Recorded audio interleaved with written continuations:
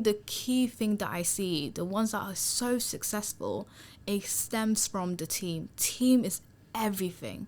If you don't have your team, and I'm talking having like superstar players within your team, there's no way. You can have a great business idea, but if you don't have the right people to build it and move it forward, you're not going anywhere. You're literally a person that's waiting at the bus stop and the bus is not coming. All right, what's going on, everybody, and welcome to 1000 Voices, where we are on a mission to interview 1000 Black British changemakers. If you're watching on YouTube, you probably see that we got new visuals, new studio, new energy, new vim. We're leveling up. We're trying to level up anyways, and we hope you enjoy the new settings and all of that. Now, today we've got another very, very wonderful guest in the building who's coming to drop a million gems, who's gonna teach us all a hell of a lot of stuff when it comes to entrepreneurship, raising money, capital, VC, angel investing. It's investing and raising capital and entrepreneurship class 101, basically. We're about to get over here. So without further ado, I'd like to welcome our wonderful, amazing guest, Miss Abi Mohammed, onto the podcast. Thank you. How are you? I'm good. Hi, I'm Abi Mohammed. Thank you so much for having me on the podcast. I'll do a quick intro. Yeah. So it's hard to actually define my title. So I say I do all things early stage. I'm currently at Technation. So if you don't know, Technation is a organization where they support the best UK tech entrepreneurs across the UK. So not just in London, but like, you know, companies in like Glasgow and like, you know, Dublin and all that jazz. And then it's different stages. So the way you see it, and maybe it's better just jump on the website and you can see everything that we do. We do mainly like data, programs, support on the visa. We have a global talent visa if you're interested in that. But I sit on programs where I support entrepreneurs. And in the programs, you got different stages. So you got early stage, which is normally like, you know, pre-seed, which means a company that just about to get money, or they just basically they passed the ideation stage, right? And they are a business and they already, you know, proven their kind of like business plan, and now they're ready to scale. So you got early stage, which hits pre-seed to Series A. So once you get to a funding stage, basically. Then we got programs for mid-stage, so companies past Series A funding stage, and they're quite different because now those are the ones that you probably will see and hear about and stuff like that. And then you got the big names like the late stage, which are the companies such as, you know, Dark Trace, Monzo, so many incredible ones. They are basically getting ready to IPO or, you know, be acquired and so forth. So I sit on early stage at Technation. Yeah. That's sick. Thank you for that. Thank you. If somebody asked you to like define yourself or say who is Abi without saying what you do, how would you answer that? It's interesting. So everyone will call me a super connector. So yeah. Definitely a super connector. Even before we start recording, you're like, oh yeah, I've got to hook you up with this Yeah. person. No, it's because like I think the way my brain works, right? Like it's very like a map. So there's like loads of dots, and somehow the way my brain works and the way I process information is like connecting information to each other. And because of that, like you'll say something and it will be a trigger for me, like, oh, that means that person likes this bit and this bit, and then I know these people in the same space. So yeah, it's a weird thing. I have like a CRM in my brain basically, which is annoying but useful. Yeah. Cool. I hear you. All right, nice. Thank you for all of that intro and everything there. Now, to begin with, you've been in this sort of tech startup space for, well, from looking at your profile, it seems like pretty much forever. Like for a pretty long time, you've been in this sort of world. Yeah. Why do you do what you do? Yeah, no, it's interesting. So I've been in space coming up to 6 years, not in the role I am at now, Technician. I've been there just past 3 years, but in the startup tech space for about 6 years. Actually, if you're thinking about tech, where I started my career was when I decided to do, so should I go all the way back kind of thing to make a sense? Yeah, let's take it back. So undergrad did international relationship with economics. after I graduated, I didn't do anything with it.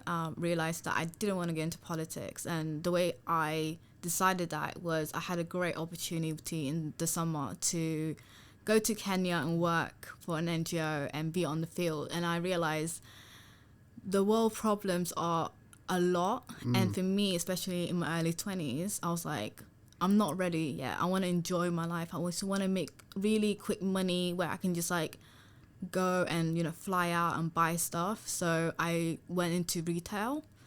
After doing that for about 2 years, I decided to go back and, you know, say, okay, let me actually start my career now. Like everyone else was way ahead of me. Like you finish uni, you jump in the grad scheme. I didn't do any of that. I was like, I'm having completely a break.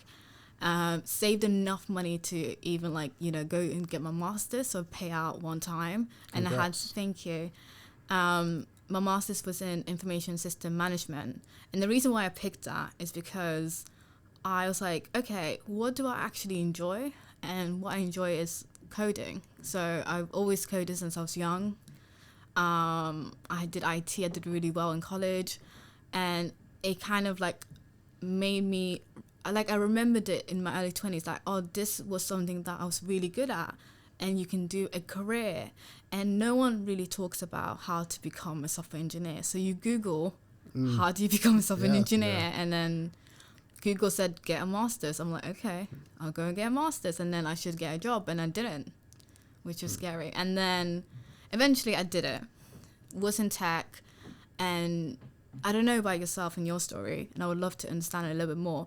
But once you get especially an entry level into a career, right, no one really prepares you for that, you know, environment. And I worked for government in the tech sector where it's mainly a male-dominated space. Yeah. A lot of people much older, and clearly you can see me, I'm a black woman, right? Yeah, it was very uncomfortable to the point where I had to go and find my tribe. And yeah, I was lucky enough to find my tribe. And because of my tribe, I was lucky enough to, you know, be exposed to the venture space and the startup space and do what I do, basically. So that's how I got into it. Yeah, no, that's really cool. I think with a lot of people that are venturing into this corporate world, a lot of black people that venture into the corporate world do find themselves, depending on where they are, in a position where they're one of the only ones there, one of the few. One of my friends works at a firm, big firm. It's probably got like a few thousand, like 3,000 people, I think he said. And there's two black people in the office, him and one other person. I'm fortunate enough to be in a company now where it's a lot more multicultural. But then there's still issues when you look at leadership positions, and that's across the board, across all sorts of different sectors and that kind of thing, where when it comes to leadership, it becomes more sort of whitewashed as you go up. But an entry level, it might be diverse depending on the company. Some companies aren't. But then as you go up, then there's that lack of representation and diversity. 100%. It's scary, but no one tells you that. They just like, oh, we all here. Yeah. And you remember, you know, your black friends and like, you know, your other friends as well. Like, but then you are in your corporate world, right? And you don't see them. You're like, where are they? I'm sure we did the same thing, right? We're all in school, chasing the grades, chasing the universities, chasing those grad schemes. And it's weird because you see when you enter this kind of corporate world, what happens, especially early on, is like you go in and you leave. Not enough people stay long enough. And then also the process to go from junior all the way to the seniorship leadership is a journey where everyone tells you it's a lifetime. And a lifetime's a long time. Yep, one life, man. Yeah. One life. And that's why with a lot of firms, attrition rates for black staff is very high. Black staff are getting churned, then coming in and leaving a lot faster than other groups. I don't know what it is compared to other like ethnic groups, but I know definitely against white staff, black staff, generally speaking across the industry, leave. They don't stay for as long as other groups do. But that's quite interesting because with you in your profile, you co-founded a business again quite young. You're still young yourself. You seem like you've done quite a bit, you know, Thank you. at a young age. But no, not even quite a bit, not even a condescending way. You've done a lot, you know, at quite a young age. And you co-founded this business a few years back. I got the name here, the Community Growth Ventures. Yeah. So a few years back. So with that, can you start off by telling us what that was for people that don't know what it was?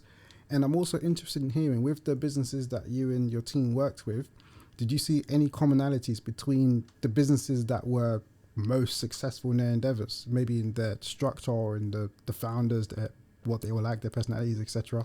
100%. Oh my God. So Community Growth Ventures so it's weird. So we are a business, right? We was like bootstrapping basically a angel firm. So I don't know if you know the term, like an LLP. I'll explain it for people that might not know it. Go for it. No, it's a limited liability company. Yeah, sorry. It's like my brain is fuzzy. It's been a long day. But yeah, so essentially what we did was we were a vehicle. So as a founder, you want basically some cash to scale. And scaling means maybe you needed money to hire talent and everything like that. And one thing that we noticed, especially when we started it, my co-founders, Denzel, Emmanuel, Abigail, is black founders don't have the same privilege as saying that there's loads of nuance in it, but majority of like the black founders that we met, they were building incredible stuff. And generally when you jump in this startup world and you go through rounds of funding, there's different stages, as I said before, like pre-seed, Series A, and they say this is a journey to become $1 billion business. And you don't need to be a $1 billion business to be successful, by the way. But then this is like a typical venture scale. But then to enter this ladder, before you get money from institutional funds, and these are like the venture capitalists and like, you know, big people that have money, basically. I'm trying to not use big words in case people don't understand, by the way, but I'm trying to people with money, basically, and that's a very complex how hard they get money, and I'm happy to go into that. But then before you get into that journey, you need to build a business to a point where you have proven demand, and to do so sometimes that costs money.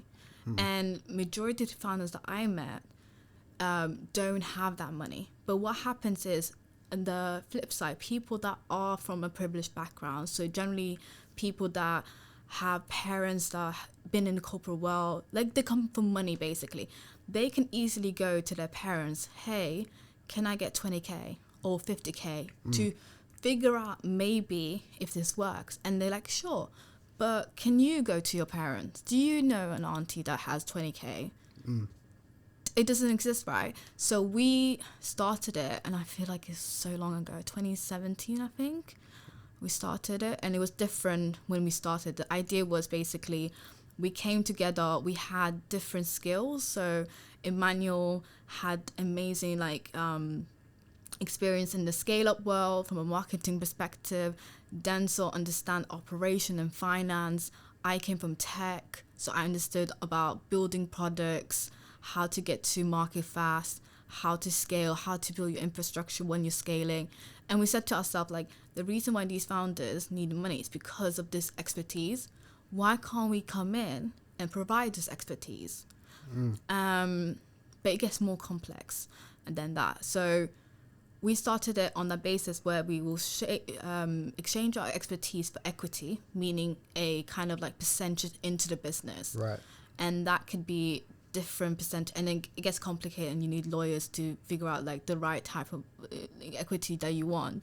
And yeah, so long story short was, when we met our first founder that we invested in, we was not meant to invest, we just was there to give them advice, but the founders were so incredible, and they didn't need expertise, they just needed cash. And we're like, okay, cool, we give them cash. And then that's how we started the business properly, by investing in companies, basically. And we did that for a couple of years. We end up investing in 4 companies, all doing incredibly well.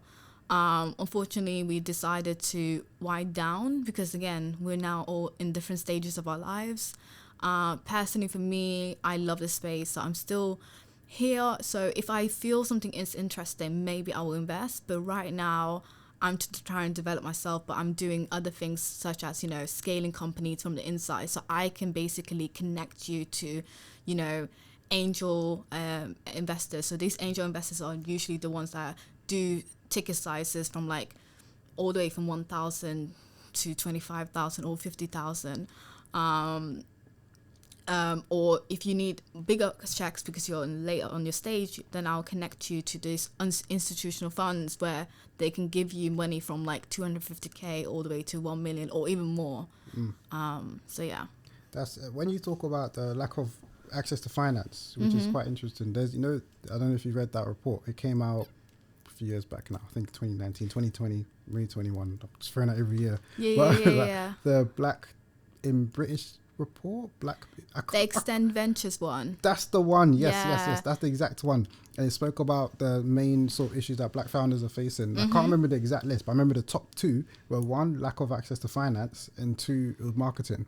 And then finance, they broke it down and nuanced it a bit more. Black founders might not trust banks, etc. But they essentially don't have access to that level of finance. I was at a conference this week, the Black Conference. It was held by shout out to Cephas Williams and Black British Network. So they held a conference, a Black Conference this week, and there was loads of different panels. And there was one panel with female founders. I think they came on, and one was talking about how when she was trying to raise, and she was talking to some people, and they turned her down, but they said, "Why don't you go to your friends, go to your friends and family and raise 100k?" Where do you find 100k? What? And I have a funny story because we basically was like, I remember our third one. The third company that we invested in, to get into their round, we needed 100k, but we couldn't do the full 100k. So you bring other people and you create this thing where you can do the investment via an SPV, meaning once you collect it, instead of like messing up someone's cap table and having loads of different names and showing the percentage, is like wrapped into one. But yeah, it's like, where do you get 100k? And then where do you find those people? Because you need those big hitters as well in the 100k. So you need to probably find 2 or 3 that has 25k. But then do you have friends that have 25k? Just lying around. And I remember, like, not all startups are successful. There's still, it's a truth, like 99%, like 99 or 97-ish fail. Yes, high risk for sure. High risk. Yeah. In this competitive raising environment, because I hear stories of founders who are spending all day. They'll have a team and then probably got one person that's just dedicated to raising. All day spending raising. They're still struggling to raise. In this competitive environment, what can founders do to best set themselves apart from all these other people who are trying to raise as well? Oh, that's a very, very like broad question. There's so many different factors and it depends on what kind of business you're building. Oh, we should say then, where do they start first then? Where do they start? So if I was a founder, right, how do you mean? Like, where do you already have an idea or? Yeah, let's say they've got their business. They feel like they're in a stage where they're ready to start raising. What's the best way to go about it? So I would say 100% your network is your net worth. Period. So if you are building something and you're ready to raise, even before you open that round, right, start connecting the dots by meeting people, going to those places. So I'm a big advocate of, like, early stage, like, accelerator programs, and there's so many good ones, especially for black founders right now, that you got Founder Vine and, like, the Barclays one, and also Black Valley. And what they do, I do like Black Valley. So Black Valley also supports you. So you have a business and they have a kind of like peer-to-peer mentor. So you meet other cohort members that are doing the same thing. So you become friends and you can support and be an accountability. But then also they do sessions where they bring incredible entrepreneurs from before to come in and actually, give gems. And at the end of the program, I know they do... out of the cohort, I think one person wins a certain amount of grant, which is amazing. So do that before you even raise. There's so many opportunities for free money, but again, it's the biggest thing for early founders that I found.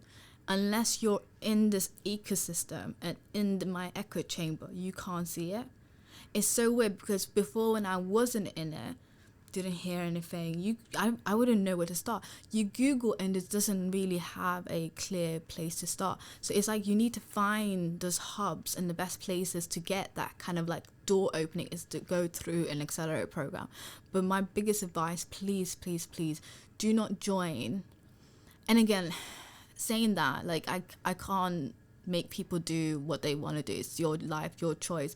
But I'm a big believer in, especially when you're building something that's brand new and it's still early, don't give away equity unless it's cash. So when I say that our programs, never going to promote them because I don't think they are that great. I haven't seen anyone that I'm like, oh my God, that's amazing. Where they invest, but they invest in services, and that can't be equated to cash. And they will take percentage, which is harder to explain later on to an investor. So if you have a kind of like an organization that has invested in you, not in cash, but services, how do you explain to an investor that is going to come in and probably get the same as percentage, but they gave it through cash, and then you, like, that other person hasn't? Because services is very like, it's a spectrum. Sometimes you might not even need the services. You probably have an hour coaching. What does that mean? And you already have an X amount, like, I'm talking about like 5 to 10%. I've seen some crazy numbers as well. Like, I've seen someone give away up to like 35% for services. Yeah. Wow. So they act like a board, but they don't bring any value. So how, and then you need this percentage to grow, because as you're growing, and you have to remember the life cycle. If you are going to become a venture scalable business, meaning you want to become an Uber, you want to become like, you know, those big names, you want to become like, who else? Yeah, Uber is a good example, Airbnb. You want to get to that level of scale where you're international and doing that. That journey is not overnight. That journey is over 7 years, 7 to 10 years. And to do that, you will be constantly being pumped in money. So don't give it out at the beginning.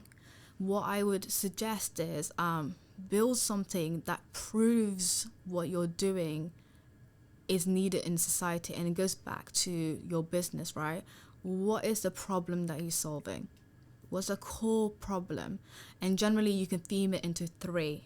Anything more than 3 is too much. You're being too broad, and you're not going to be very focused. It's going to be very messy, and then you don't really, you're not really telling the story of like who your client and like the solution. So what key problem are you solving, and then what is your solution? And it should be something that saves you money, saves time, things that people be like, okay, the reason why you jump on an Uber is it saves you the time to call a black cab and try to figure out where you are, which we was having an issue, remember, trying to find this building, right? It's like a pinpoint. It's like, I'm here. That's why you jump on Uber, and you probably pay an extra premium price for it. That's what your business should be doing. And then once you have that, it's like you need to go out and see if someone's able to pay for it. If no one's paying for this business, then it's not a business, it's a hobby. If you're not making money, that's not a business. End of story. I don't care. And I've seen so many businesses like, yeah, this and this and this. Unless you are building something that is scientifical and it takes years and years of R&D, because it's something that is a process, fair enough. But if you're building something that is like a SaaS, software as a service, or something that is like app related, if you don't build that yourself now, especially with the abilities that you can get from Google, right? You can use loads of like no code stuff to do so. And then you are not able to even get 1 or 2 people to pay for your service, then I'm sorry to tell you this, maybe you should do something else. Nicest possible way. Something's wrong there. Something's wrong there. But it's quite, I like what you said about with the founders having to hone down into some specific problems and not having 10, 20, 30, 40 problems you're trying to solve with your one business. And I feel oftentimes founders, especially those visionary founders that love to say yes to everything. You see so much. You've got your business, you've started up, you're focused at the start, and then like literally 2 days in, I see a new problem, or I see this, and then you're just expanding. You become convoluted, it becomes confusing, the messaging becomes confusing, and it's just a shit show long term. But it's important just to have your core problem that you're trying to solve very simply stated, And then whatever your solution is to it, like you said, Uber, it's a convenience thing, and people will pay that little bit of extra 100% for the convenience. It's way easier than having to now hail down a cab in the street or whatever. Oh my god, yep. You know, so yeah, no, that's very, very key. With you right now, so you're at Tech Nation, you're the early stage scale up expert. Yeah. That's the one, yeah. Yeah. With that, on that, yeah, so like in terms of early stage companies, then this is like pre-seed, I'm guessing, pre-series A kind of. Yeah, pre-series A companies, yeah. Okay, so that those early stage companies basically, you might not even have like a fully fledged, products like that. You might have like what do you call it, like an MVP, a simple, slightly past MVP. Okay. Yeah. Right. But they're very early stage companies essentially. Yeah. What, in your experience, do you feel sets apart then the most successful early stage companies? Like, you've got, like you mentioned, the Airbnb, the Uber, etc. They're like, once in a generation type companies. What is it? If you were looking at a company now, advising a company, analyzing a company, what would it be about that company or the founding team that would make you think, oh, that might be the next Uber or the next Airbnb? 100%. And I always think about this, and again, I just want to state that investing and supporting early stage, you don't know who the winner is. There's no real science. There's a path, and now with what we do, especially at Tech Nation, and I want to say within the early stage, I'm very focused on supporting underrepresented founders. So I run a program called the Libra program within it. So I support companies with at least one person that's self-identified as either Black, South Asian, East Asian, and Arab, because I'm very big believer that diversity as a whole, especially people that sit in different intersectionality on the founding team, is important, because then you can have interesting conversation. You don't want to have the same people in your founding team that has the same thought process, because once you get to a point where there's a problem, you're all looking at each other like, I don't know. You need someone that is able to think differently. So I think the key thing that I see, the ones that are so successful, it stems from the team. Team is everything.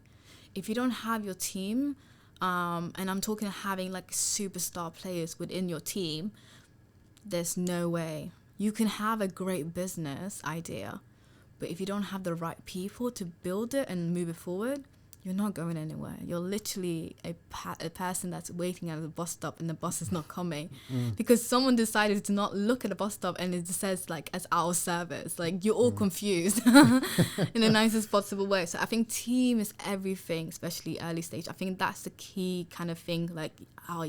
It's going back to the first company that we invested in. And the first one was in Afrocentrics. I don't know if you know them. Yeah.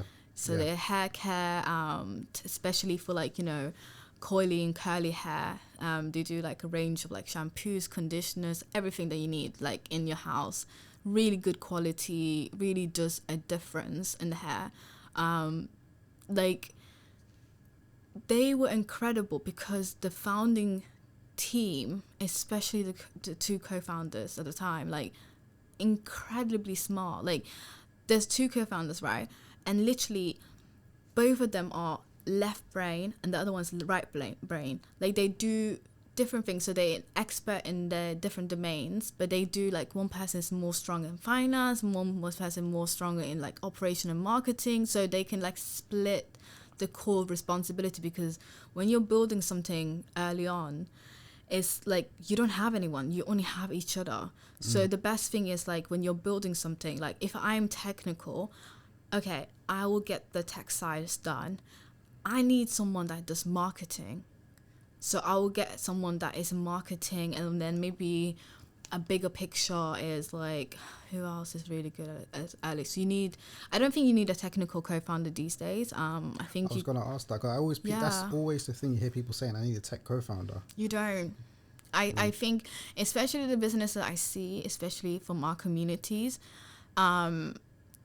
you can use so many no codes, and I'm so sorry if you don't know how to use those platforms. It's so easy because there's manuals, literally it's plug and play, pull this and drop it there, and you don't need to write one line of code. And I've written code, by the way, it's not that complicated. So you don't even need to understand code to build something, to just test the market. Because what you're trying to do, especially early on, is to test it. Are you able to get a customer? And once you get a customer, that's when you go to find angel investors and say, hey, look, I have this great business. I've already built something. And I already got X amount of people paying for it. I need to make it bigger. Like, I need to scale this, meaning I now need to get off this no-code side and actually build the infrastructure. I'm very big on, like, especially because coming from a tech background, and this is what we used to do when I was building products in government.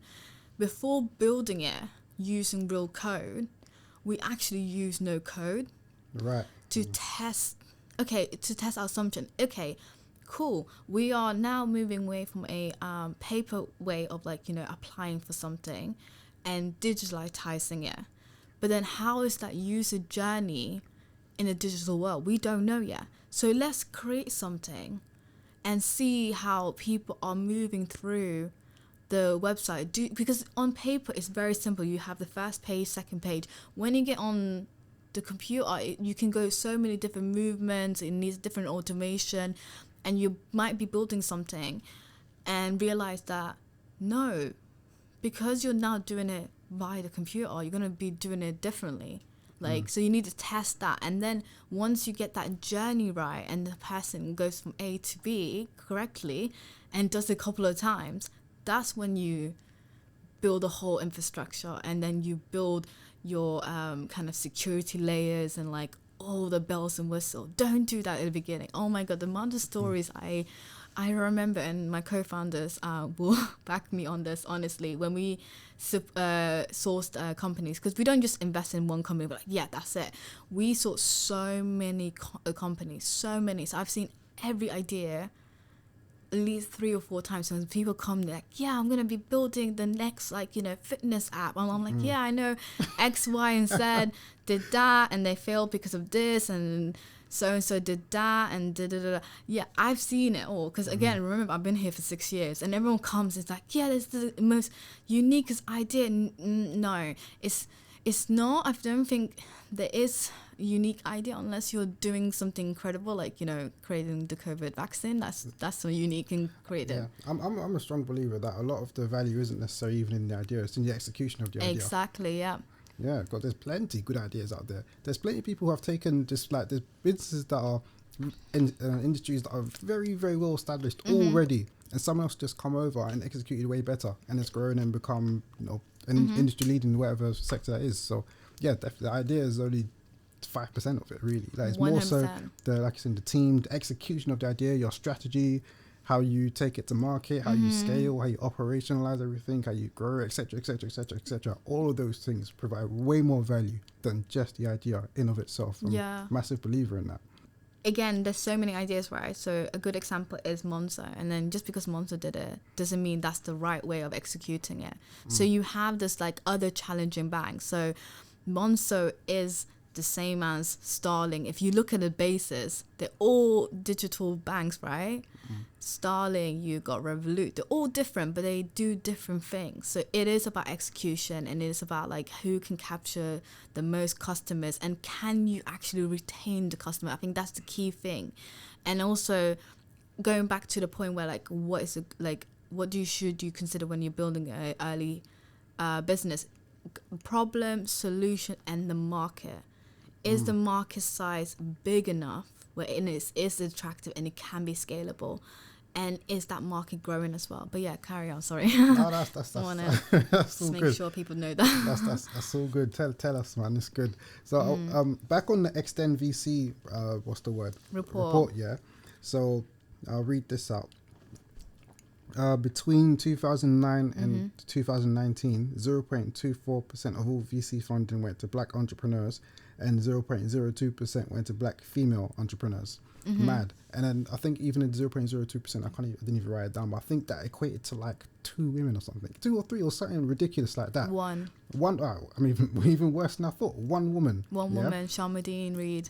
My goodness, in a 10-year span. Yeah, which is absolutely crazy. Is there, like, something that black entrepreneurs or black founders are doing wrong or differently? Are they maybe not in the right spaces, or is it maybe the way that, you know what I'm saying? What's happening there? Access, lack of access.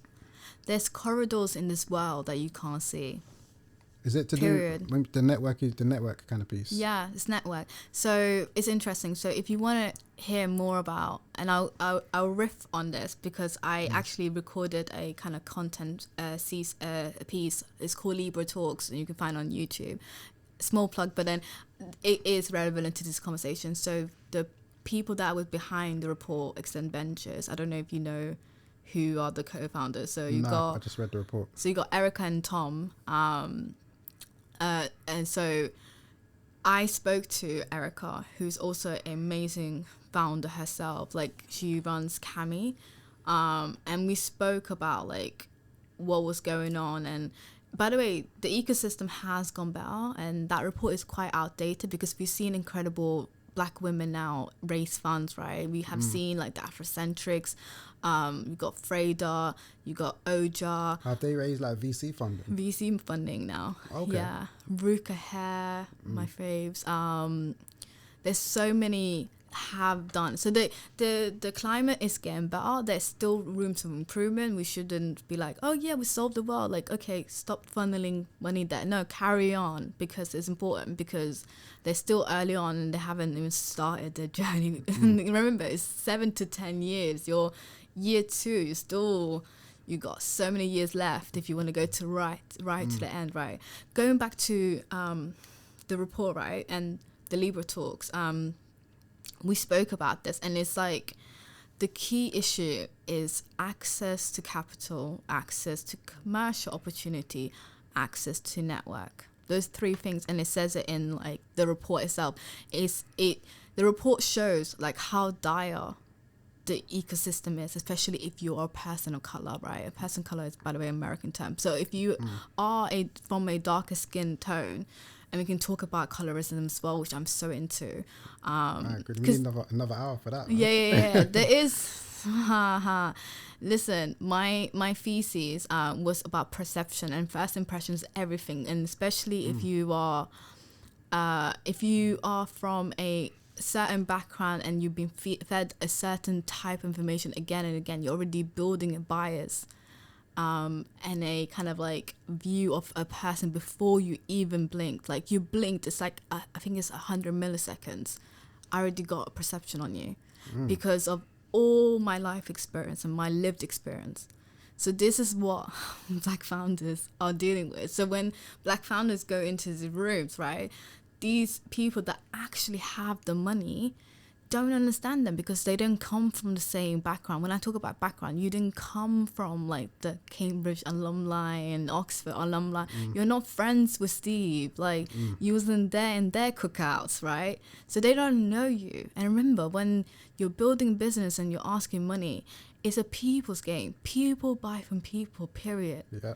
And that's what happened, especially during that period. It was founders trying to build something incredible, but not knowing or not having like the blueprint on like how to do it, because again, it was the lack of access, network, a lot of like this, like, you know, the documentation of like, you know, the playbook of how to scale. It wasn't available on Google.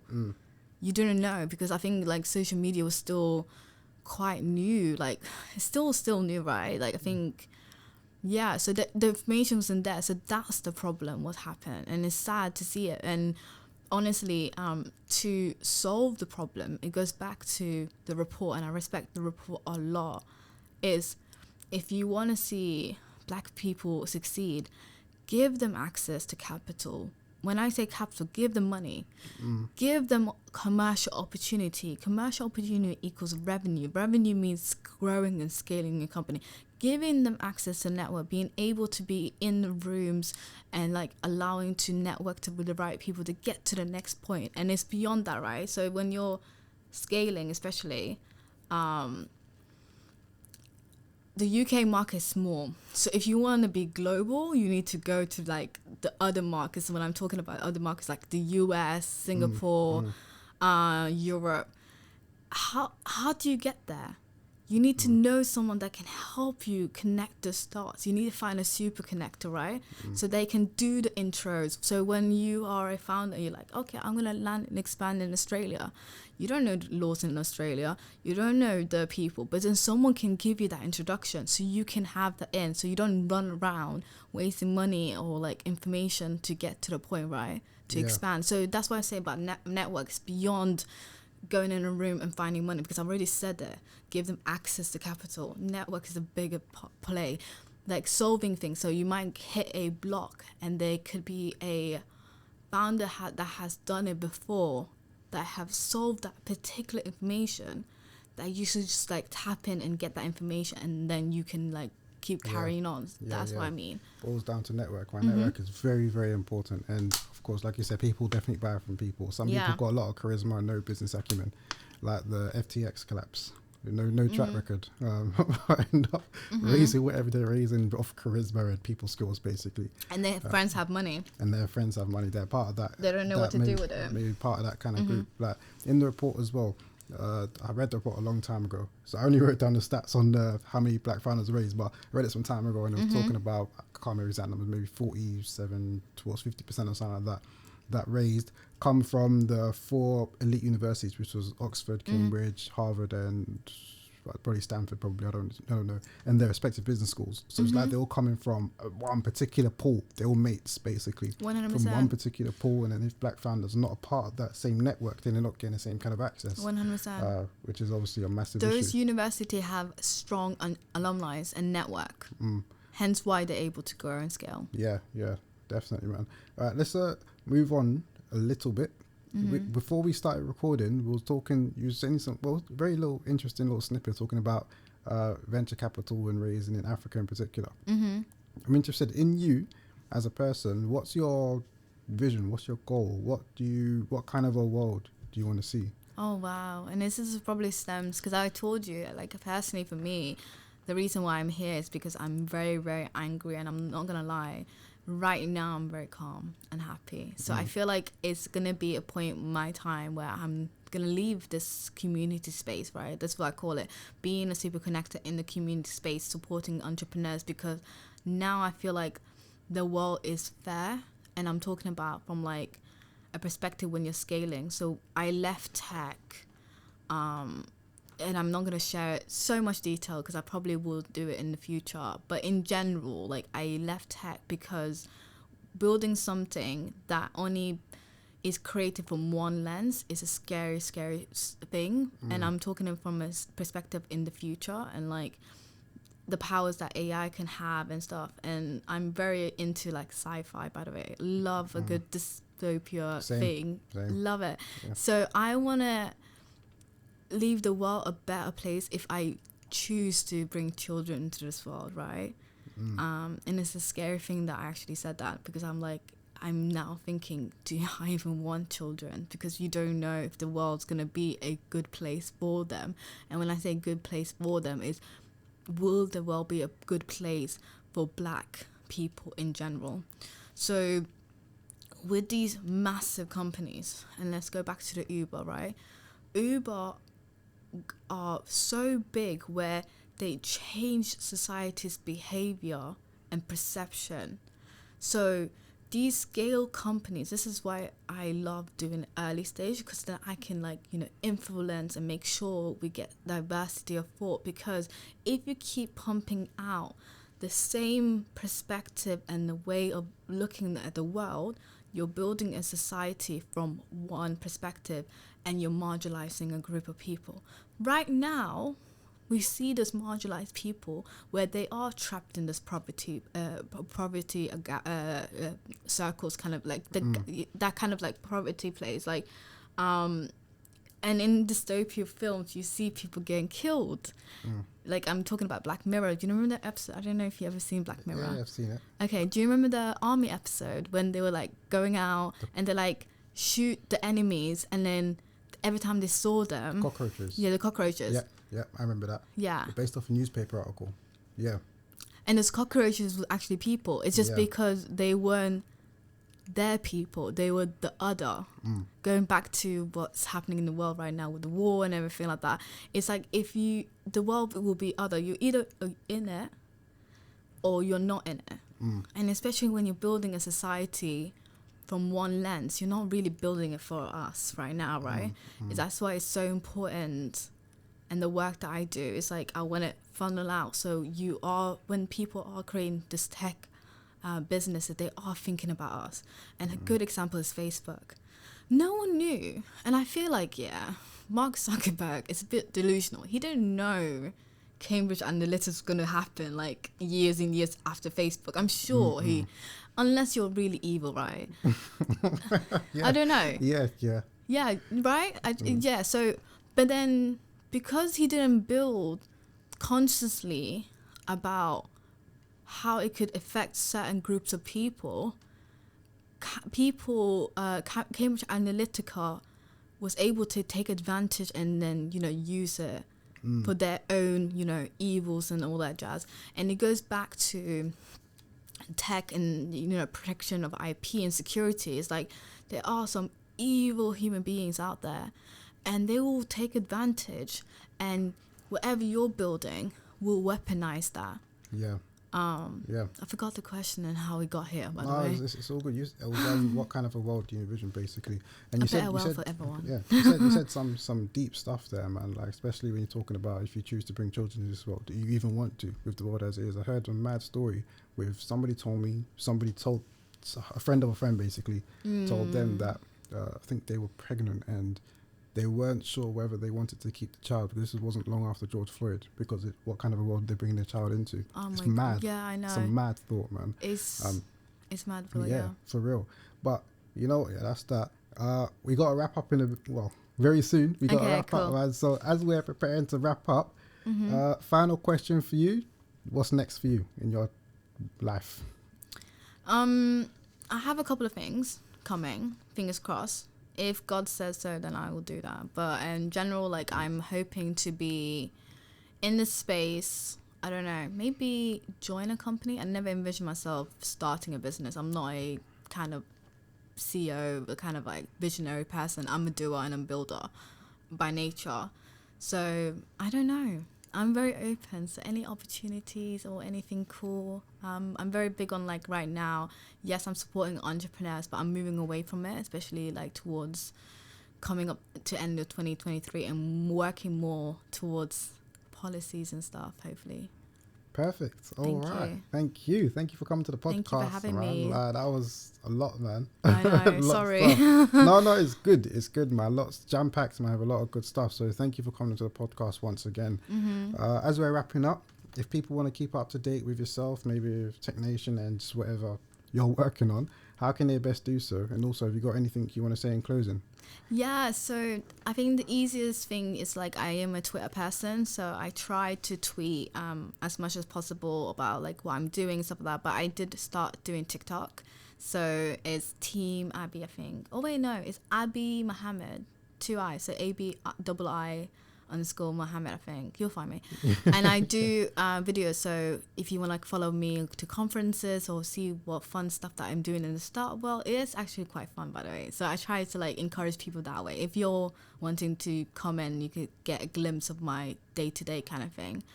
And then also, if you want to see the companies I'm supporting and running, so the program at Tech Nation is called Tech Nation Libra program. You can go on the website and you can see the current cohort. We're about to close, so we opened the program back in September, and we are closing the program in March, and hopefully, fingers crossed, maybe opening another program. So we've done 2 cohorts so far. Nice. Watch this space for the third cohort then. Fingers crossed. Yeah, fingers crossed for sure, man. And I'll definitely want to follow you on your conferences, so I'll check out your TikTok page as well. Definitely. Thank you. Nice. Thank you once again for coming to the podcast. Very much appreciated. Loved having you on here and speaking with you this afternoon, or this evening, actually. Thank you so much. Honestly, it's been fun. Thank you. No, all good. And that's that. If you're listening into the podcast, please do subscribe, like, and share this as far and wide as you can. It really does help us with the work we're doing. Ultimately, like we said at the start, the goal of the podcast is to interview 1,000 Black British change makers. We're working towards inspiring a generation of change makers and slowly working towards eradicating racial wealth inequalities within the UK. So that's a long-term goal. Anything you can do to support really does help. So please do like, subscribe, and send this to all your friends, and get them to like, subscribe, and share it to all their friends as well. But that's that for now. Thank you for tuning in. This is 1000 Voices. We had the lovely Abi Mohammed on the podcast. And for now, people, we're out.